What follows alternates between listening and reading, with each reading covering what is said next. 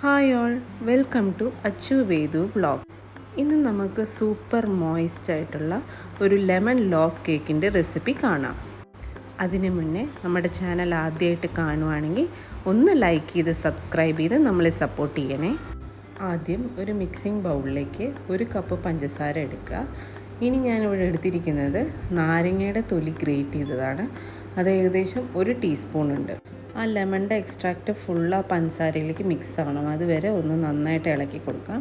എന്നിട്ട് ഇവിടെ ഞാൻ എടുത്തിരിക്കുന്നത് അൺസോൾട്ടഡ് ബട്ടറാണ്. അതൊരു 100 ഗ്രാം ഉണ്ട്. അത് റൂം ടെമ്പറേച്ചറിലാക്കിയത് നമുക്ക് ആഡ് ചെയ്ത് കൊടുക്കാം. എന്നിട്ട് നന്നായിട്ട് ഫോൾഡ് ചെയ്ത് മിക്സ് ചെയ്ത് കൊടുക്കാം.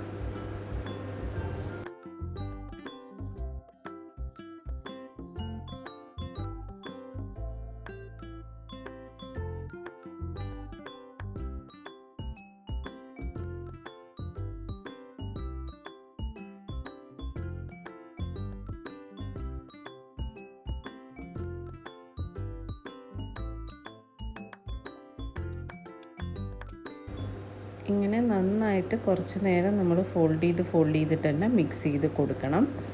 അങ്ങനെ നന്നായിട്ട് കമ്പൈൻ ആയ ശേഷം നമുക്കൊരു 2 ടേബിൾ സ്പൂൺ സൺഫ്ലവർ ഓയിൽ ഈ മിക്സിലേക്ക് ഇട്ട് കൊടുക്കാം. എന്നിട്ട് ഒന്നുകൂടെ നന്നായിട്ട് ഫോൾഡ് ചെയ്തിട്ട് തന്നെ മിക്സ് ചെയ്ത് കൊടുക്കണം.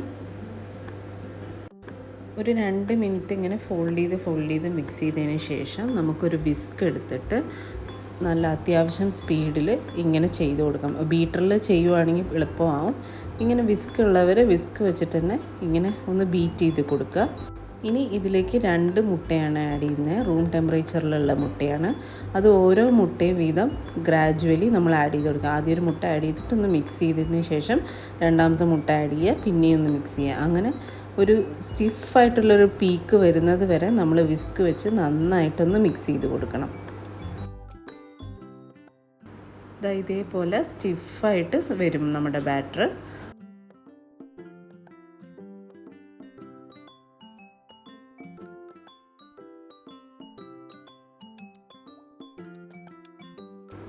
ഇനി ഈ സ്റ്റേജിലെത്തുമ്പോൾ 2 ടേബിൾ സ്പൂൺ ലെമൺ ജ്യൂസ് നമ്മളിതിലേക്ക് ആഡ് ചെയ്ത് കൊടുക്കണം.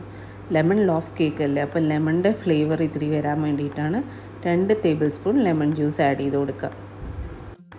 എന്നിട്ട് വീണ്ടും നമ്മൾ വിസ്ക് വെച്ചിട്ട് നന്നായിട്ടൊന്ന് ബീറ്റ് ചെയ്ത് കൊടുക്കുക. എന്നിട്ട് നമ്മുടെ സൈഡിലായിട്ടുള്ള മാവ് ഫുള്ള് നമ്മളുടെ സ്പാച്ചുല വെച്ച് ഒന്ന് ഫോൾഡ് ചെയ്ത് നന്നായിട്ട് മിക്സ് ചെയ്തതിന് ശേഷം ഒരു അരിപ്പ വെച്ചിട്ട് ഒരു 1.5 കപ്പ് മൈദ ആഡ് ചെയ്യുക. പിന്നെ അതിലേക്ക് വേണ്ടത് 1 ടീസ്പൂൺ ബേക്കിംഗ് പൗഡറാണ്. ഇവിടെ ഞാൻ എടുത്തിരിക്കുന്ന ബേക്കേഴ്സിൻ്റെ ബേക്കിംഗ് പൗഡറാണ് കേട്ടോ. അത് 1 ടീസ്പൂൺ ആഡ് ചെയ്യുക. പിന്നെ ഒരു 1/2 ടീസ്പൂൺ ഉപ്പ് ആഡ് ചെയ്തിട്ടുണ്ട്. ആ ഷുഗറൊക്കെ ഒന്ന് ബാലൻസായി പോകാൻ വേണ്ടിയിട്ടാണ് 1/2 ടീസ്പൂൺ ഉപ്പ് ആഡ് ചെയ്തിട്ട് നന്നായിട്ട് ഇതുപോലെ ആ വെറ്റ് ഇൻഗ്രീഡിയൻസിലേക്ക് ഒന്ന് തട്ടി കൊടുക്കാം. ഇനി നമ്മൾ സ്പാച്ചുല വെച്ചിട്ട് ഇതേപോലെ ആ ഡ്രൈ ഇൻഗ്രീഡിയൻസും വെറ്റ് ഇൻഗ്രീഡിയൻസും മിക്സ് ചെയ്തെടുക്കാം. ഇങ്ങനെ മിക്സായി കുറച്ച് നേരം മിക്സ് ചെയ്യുമ്പോൾ തന്നെ അത്യാവശ്യം അതൊന്ന് ലൂസായി വരും കേട്ടോ. ഇതേപോലെ ഇനി നമുക്ക് ഇതിലേക്ക് ആഡ് ചെയ്യേണ്ടത് ഒരു 1/2 കപ്പ് പാലാണ്.